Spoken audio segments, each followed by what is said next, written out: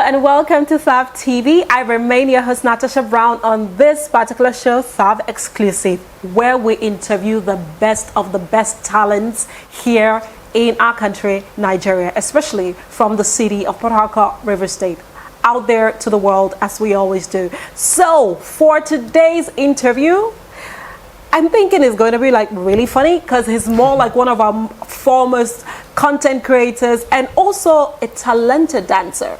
So if you like to be entertained, if you really want to get the biggest scoop from this conversation we'll be having today, don't go anywhere. Remember, Sav Exclusive, that's where it's at. All right, so today we have with us FESTUS. Yes. Should I say Tweezy as well? Yes. Ladies and gentlemen, it's me, it's your boy, FESTUS, aka You are Tweezy. so calm in person. Very. You were calm, you were soft-spoken, and I'm wondering where, pardon me, where it comes from. I'm much of a reserved person. Right. Yeah, I believe in a slow and steady process in everything. I think I've done the hard way, I've done the cool way, and I think The cool way works better for you, for me. or for life in general. for life, I go advise you, you just be calm in everything. Right? I'm more like the person that if you step on me, I'll tell you sorry. Oh, really? Those people can be dangerous, actually. At the same I don't trust those people. you don't like people don't want to find out what's making me calm. Right. Normally, no one wants to know why I'm calm. Okay, now I'm curious. What makes you calm? No. That one comes. It comes occasionally. Maybe the other part of me, I just present this other part. Let them just have the calm. Okay. This part is more marketable. Yeah, it's better. Impressive. All around the world is better. Right, but when with your whole content you put out there, you are just on another level. You act in different ways, different characters. It's totally different from who you are like in person. So that's like your acting part. That's your character part. You get in character when you're shooting your skits and all of that. Yes. Whenever we're shooting, that's like the most important time for me. Because it's work to you. Yeah, it's work. You know, the way you put it in, we put it in, that's how you're going to see it when it comes out. Because sometimes we spend time under the sun, we shout at people. We directing, we editing, we know what we're going to see. So and you actually have the visuals on what you want it to be like. So that's what when you're shooting, they will force it to push you. Let's go again. And even my crew members, they tell me my own in particular. When you're shooting with me, that I make corrections a lot. Then let's do it again. This one is better. This one is good, but let's do a better one. So we just try to get the best out of everything. Like I try to work mine in a very organized and special way To get a perfect output, or almost perfect output, so to speak. Almost perfect. Does it get frustrating with your team members, with your crew? Like we have to retake over and over again. Does it get frustrating? Yeah. Like FESTUS, it's okay. This is good enough. I would say for newbies, first timers, people coming, because my team, I think everybody now is mature. They know the business. I have people riding with me for years, and they know how we've been doing this thing. Sometimes we come. Sometimes you can shoot this video and we'll end up telling ourselves, we'll do it again. Even with the stress, and nobody's complaining because they know what it is. What like. it takes, Exactly. and they've been experienced at it Yeah. with you for the long time. Exactly. Something interesting about you is you actually majored in petroleum engineering. That's what you studied back in school. Yes. So you're a full-time engineer. And I am wondering, did Nigeria happen to you? Like, what is going on? Far cry, petroleum engineering, content creation. Where's the correlation? Like, I don't understand. Let me laugh first. Actually, Nigeria happened, and besides Nigeria, I think anybody can be anything.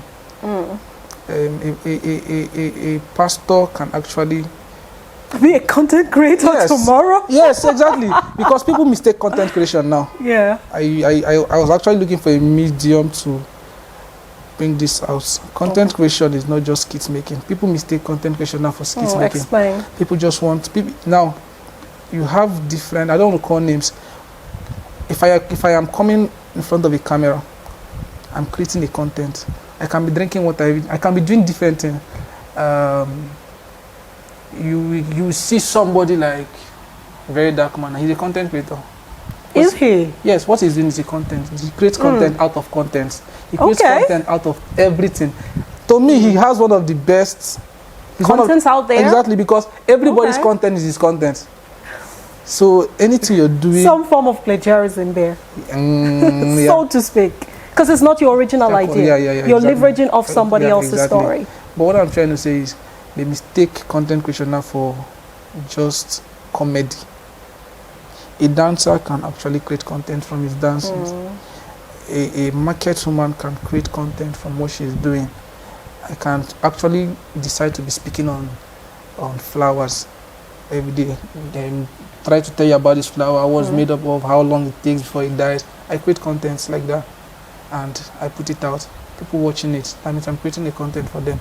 But now, you see them giving content creation awards to skit makers. Mostly skit makers. Now, that's a mistake. For me, to me, that's a mistake.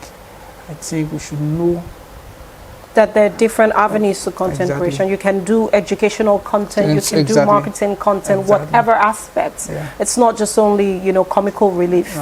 But it seems like, that's what we need in this country. So that we need to laugh every other time. So that seems to have more market than the others. Even though I think after skit making, the food content creation also, is something that we key into as well, alongside others. So that's really interesting to note. Now, I want to ask, how did you come into content creation? Have you always been someone who has been, intrigued by theater, wanting to produce or direct or act? How did you come into it? Okay, coming into content creation. Some people now, they come into content creation because of the lucrative side, the money aspect. I know when we started this whole stuff, like I said, I was actually doing just dancing, go for shows, dancing. Then, while doing those stuffs, you try to discover that part of you. I had a friend who was also a dancer with me, so we started making ourselves laugh and all that. I remember when we started doing short videos and the whole editing stuff. Of your dance clips? Or? No. Okay. Just normal, to put up something from our head and then do. And when we put it out, people will be like, Ona, you do this thing like say, Ona, did this business for long. So then I observed that, okay, I can actually be doing this stuff too. Be creating contents from there, comedy contents, not just dancing. So it's not something I actually told myself, okay, I want to start. Some people message me, I want to start doing content, I want to start shooting. But those things, you don't just wake up and you start doing them. I think it's something you grow with. You nurture it from small. You do trials and errors. You're going to take different pains from it actually. So it's not something I just dived in. I actually started doing it naturally from small. Years back. How long ago did you start? Like, how long have you been at this? Let's see. I know I was dancing then all those 2012, 2013. Yeah. Okay. The times I started putting things together, started editing. So I started trying the normal content creation besides the dance. So I think from then till now, I just summarize the whole knowledge and everything, and that gives you the present me. So anybody that wants to do the maths, anybody that wants to go into content creation, most times I tell you to do this maths. Ask yourself, are you ready to give yourself this time from now?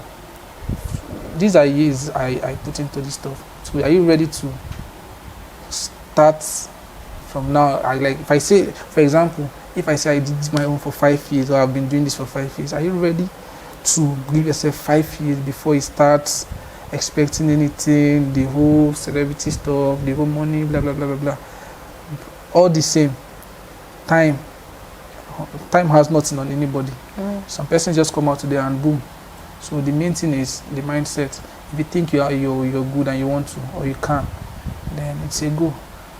How do you know that you can? Because I think that, I think I was speaking with somebody the other day. I think she's also she's a brand influencer and also content creator at the same time. So I said to her, everybody is a content creator. Yeah. Some of us don't just make it a business, but your life, everything that you are, from the moment you wake up and go back to bed, is content, whether you know it consciously or not, right? And the funny thing is, life itself is content, because you're driving past the road, and then I think the other day, was it this morning, on my way coming to the studio, I encountered a man. He was just angry for no reason. He was just talking so much. And I'm looking at this man, that's possibly someone's father. Yeah. And I'm like, from where to where? What really is the problem now? So somebody now, you know how the pranksters are, somebody can just take a phone and record the guy without him knowing. Exactly. And you put it up there, maybe you caption it, what Nigeria would do to you, right?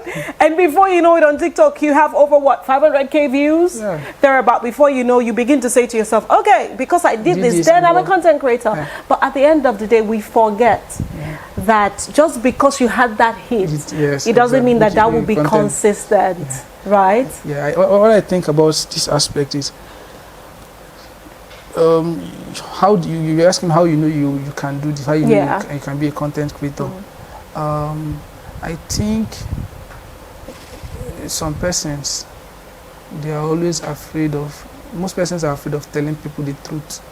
Okay. If you're a close person to me, I would actually tell you every truth you need to hear. If it's something that you can do. There was a time I wanted to go into stand-up comedy, and I had to present to persons, even my boss too, Mr. Funny. He was like, Tweety, you didn't tell me to go or not to do, or to do or not to do. Like, easy as you think, I check them. So I know I tried it once. And did you fail awfully, or it was amazing? Where was it? I failed, and I'm proud to say it, so that. So nobody laughed? I had my supporters, people that support. There are people that always support you. That would sit in front. Yes, and I think those are the persons that actually do the damage. They don't tell you, right. Oh boy, we'll try. Because they want to massage your ego and just make you feel good, even when you're not doing it right. There are other things you can do. So how you know if you can actually do these things? You don't need somebody to post your video. I used to call it Operation 20 videos on your own. Storm your head. If you say you want to do stuff like, you want to do comedy skits now, on your own, write down 20 skits on your own. Shoot the first one, publish, second one, publish. If you're going to be improving, if you're going to do great with it, you'll notice as it goes by. You will notice from the comments, you notice from that it's getting better. Yeah, genuine comments. Right. Somebody will tell you, oh boy, you need to try here, oh boy, add more pressure here, do like. At this point, I don't need any blog to post you. These are the things you do, and people give you genuine comments. So from there, I think that's one way people can actually know if something's actually for them. So when you do things like that, and you see it's not working out, you can actually switch. What if you actually feel like you're really good, but you know how X is? For example, you put your content on X. We have a lot of beta people on X. Yeah, X. So you played it to some friends or some family, and they laugh their heads off, and you're like, this is it. Yes. And you put it on X, and the next thing, people are just dragging you for no reason. The thing with X and you are wondering, who am I? The thing about X is, I think everybody has a problem there on X. Sometimes if I post videos, I don't even check the comments on X. Sometimes too, I check the comment and I know the comment to accept. Sometimes I see, because when I post something, I don't really go for good comments. I try to. The ones that critique you one way or the other. That's the area I go for. I can post a video and you tell me, you laugh, you can just put a funny emoji, but somebody coming down to type something from the heart, you read and you know what to take.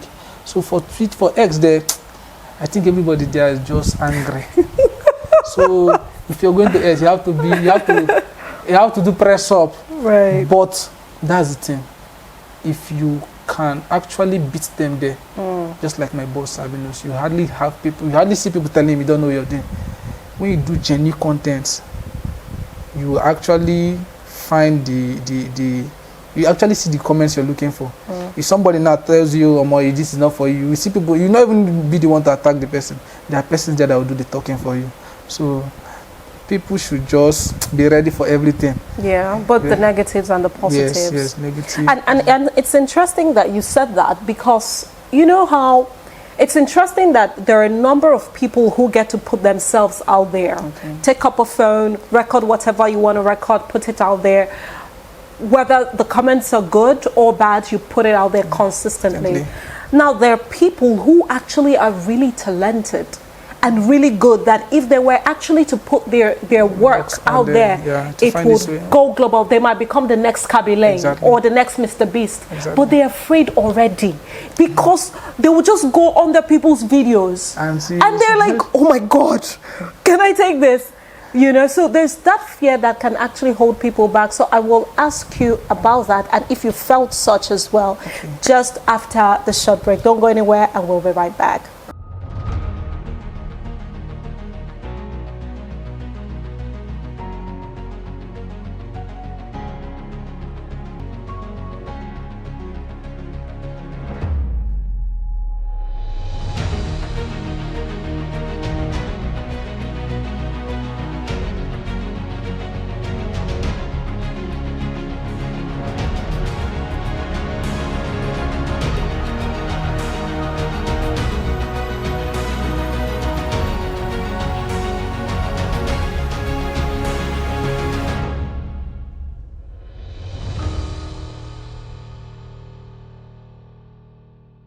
All right, welcome back. So, before we went on the short break, I was going to ask you, do you feel that fear from time to time when you're about to post a video? Or have you ever felt it? Or maybe you're just good now, so you really don't care. You just know that you're good. So, you know, you just post. Or from time to time, you get that little, you know, tug. Actually, fear is actually part of life. That's one thing I know. Even for some person, even big artists, sometimes before they hit some stages, that's enough fear. And I feel most times the best thing is just to tell somebody something. When like me, if I'm afraid, I'll tell you how the fear. There is nothing there to hide. Yeah. It's left alone for you. Telling somebody you're afraid is just like you're asking for confidence. The person now reassures you everything is going to be okay. So in terms of content creating, while I was doing this stuff, I know I had that fear, or I had that, I wouldn't actually call it a fear. The thing is, knowing what's out there online, people are doing good, and what you want to put out, that's my the fear is just to myself. Okay, this is the thing I'm going to do. Is it okay? Is it enough? Is it going to be competitive out there? Am I doing my best? So those are the questions, the fears that come to my mind. How do you measure what your best is? My best. Is it from the engagements you get from your audience? Exactly. Or, yeah, practically from your audience, the engagement, and then you measure it too by the works you do. Let's say the one you do today, you shoot a content today. Our prayer always is the one we do today should be better than yesterday's one. So when it's not doing well, you know yesterday's one was better. That's one thing, like you're supposed to know that you're not doing actually good. So, but the fear generally, I think fear is also part of life. Even my boss, I won't call it fear. It's like I said, it's just reassuring yourself. You can tell us that you're good, and irrespective of whatever the outcome is, you're good. Irrespective of the fact that you're good and you know what you're doing, it's still okay to feel fear. Yeah, not depend on your knowledge alone. Feel the environment. Ask people around. Is this okay? Somebody might think you're afraid. But it's just me trying to get some checks and balances. Let me just be on the right track. Exactly. Just per adventure. So I don't call them fear. I don't call it fear. Just trying to get double reassurance. Exactly. So for you, have you had one of those kids or one of those contents you put out there that failed woefully? Like, as you put it out, yes, you thought in your head this was going to be a banger. Yes. With your crew, they were like, this is it.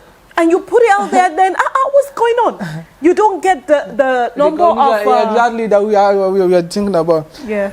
I will never forget.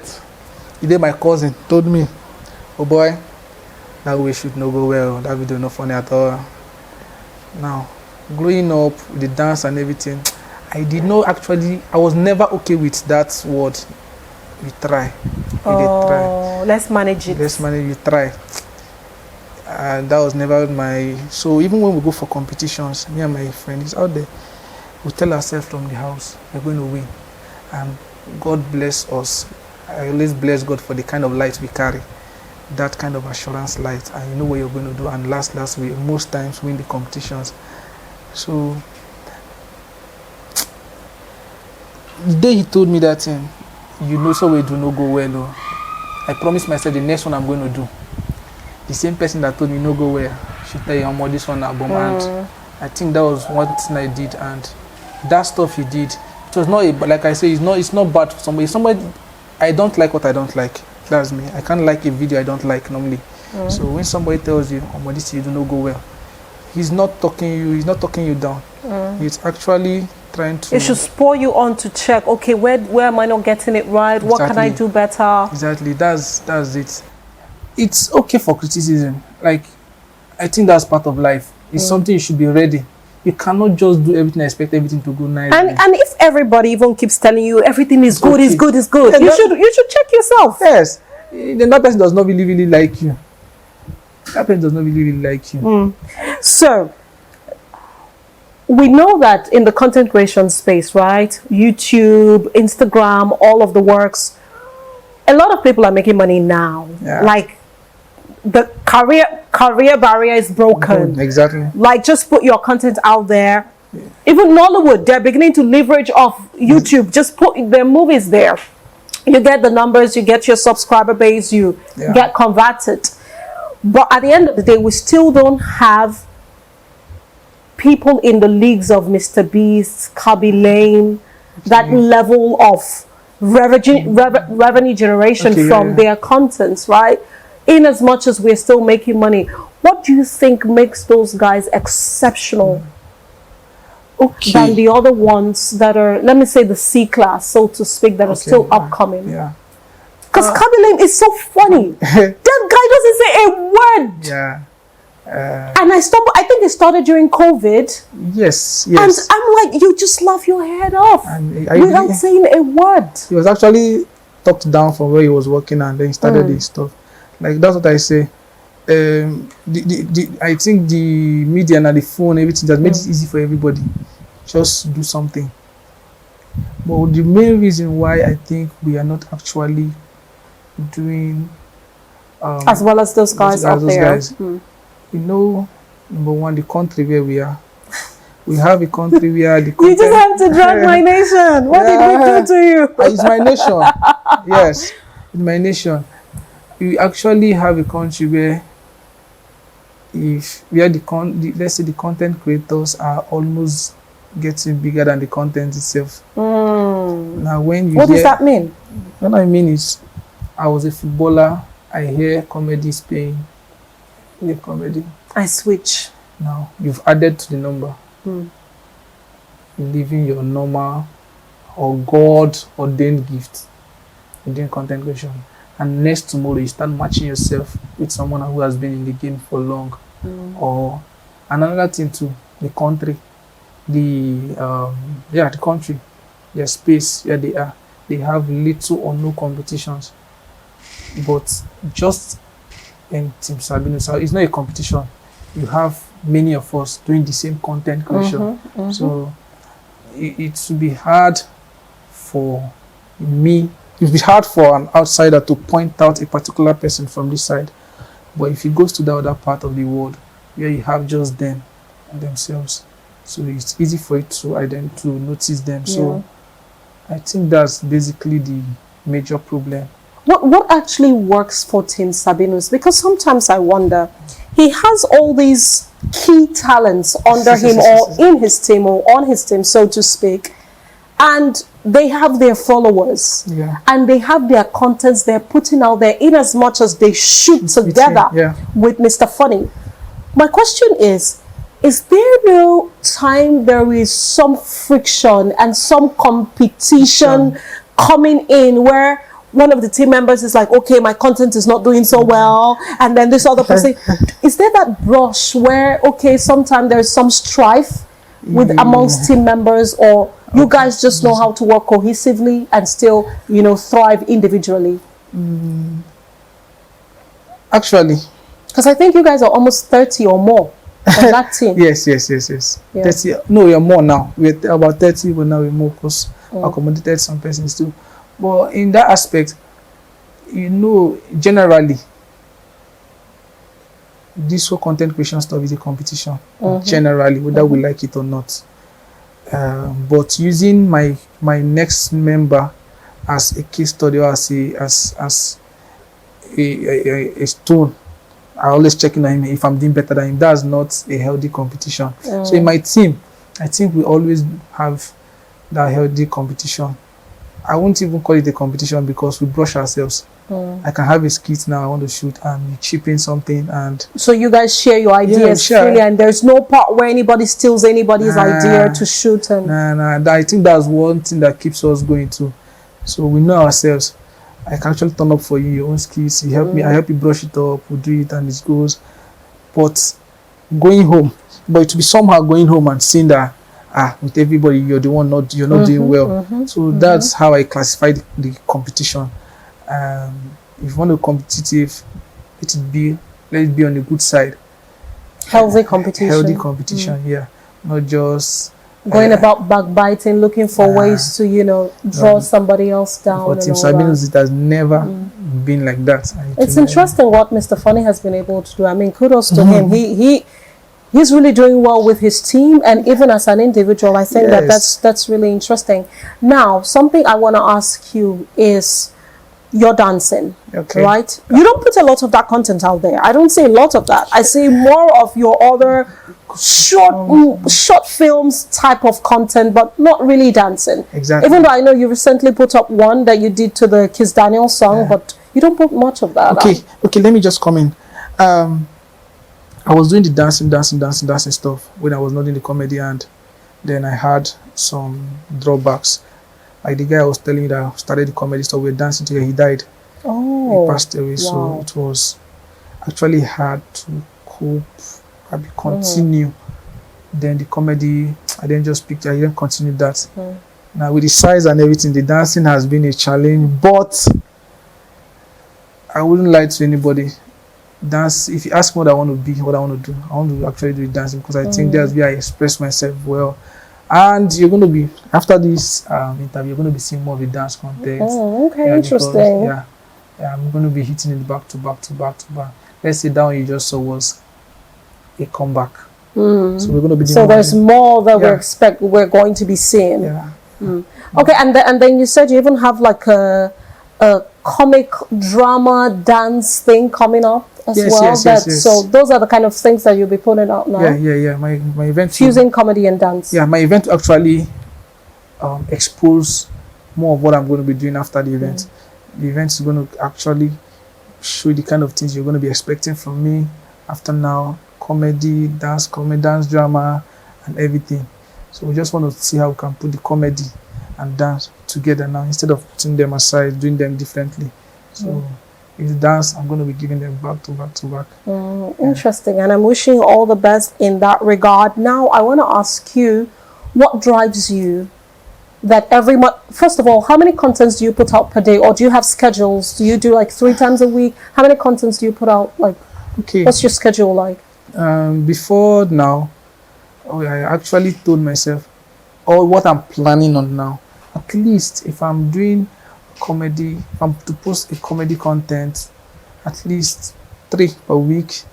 Fusing the dance now, because I'm actually going to be dropping dance contents too. And one thing I think is there are no lines to this stuff. If you can create 3 contents a day, 3 of them a day. If you can, like I said, go ahead with it. Because the internet is something that you actually can't tell what's going to actually blow up. So there is no perfect time. It's a competition. You don't keep your best for later. You don't save anything here. As you can't just put it out there. So when you ask how many I put, how many I'm going to, how many I can put up a day, it's, let's say it's just depending on the period and yes, the nature of myself that time. If I come up with contents immediately, I put it out. If I come up with 2, I put out the 2. If If I have a dance suit, I can go with it. I put everything there. There are no rules to it. Interesting. So I'm just going to hit it on the head real quick. Because, every day, every other day, we're seeing content creators buying Benzes, G-Wagons, Range Rovers, and houses, 100 million, 160 million, Maseratis. Exactly. And I'm like, okay, this be paying. So a lot of Gen Zers and a lot of somewhat millennials as well are like, okay, this is it. Everybody's picking up a phone, everybody's putting out something. And the headache is so much because you're seeing all of this going on.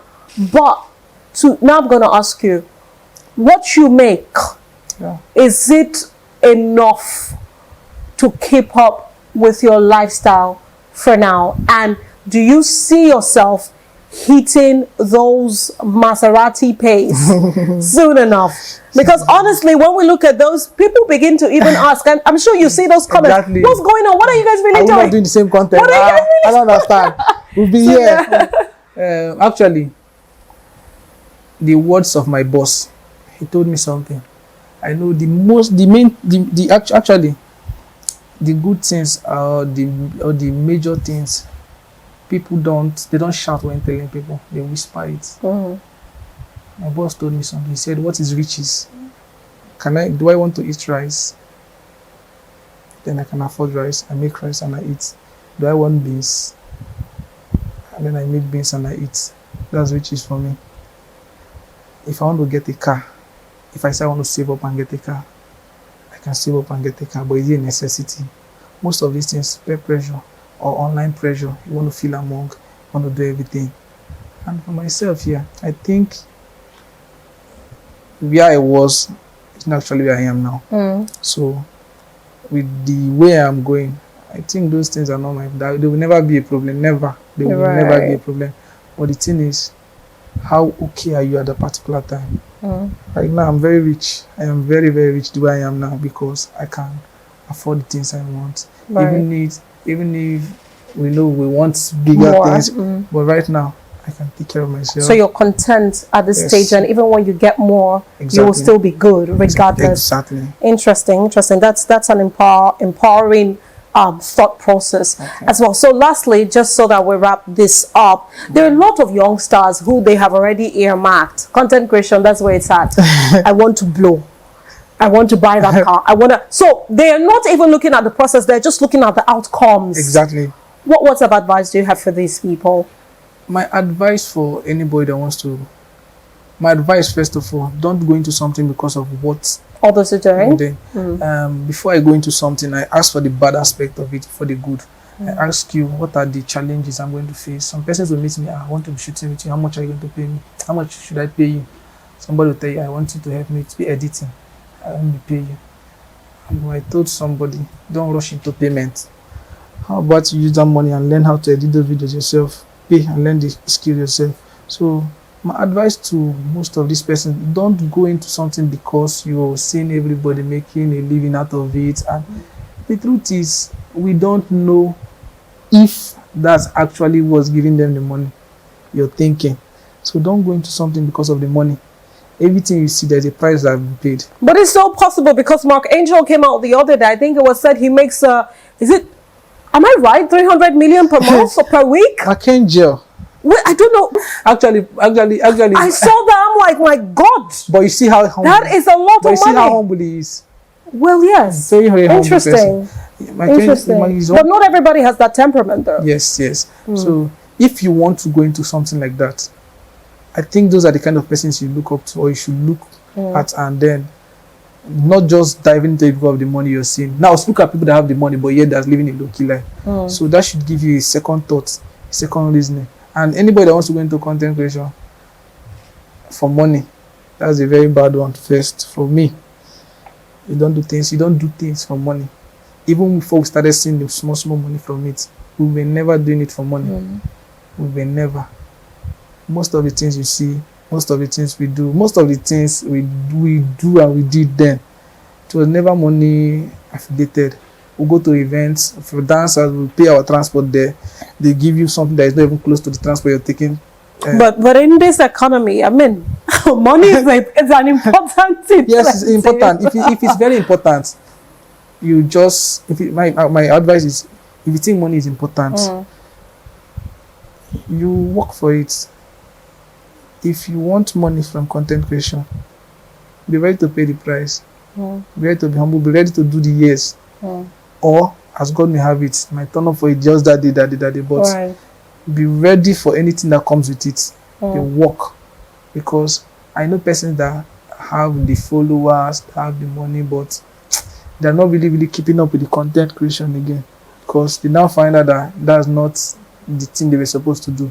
So it should not be because of the money. That's why you're going into content creation. But I know money is a necessity.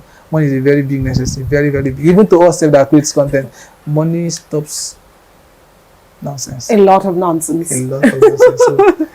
All right. Thank you so much. And we have come to the end of this particular interview.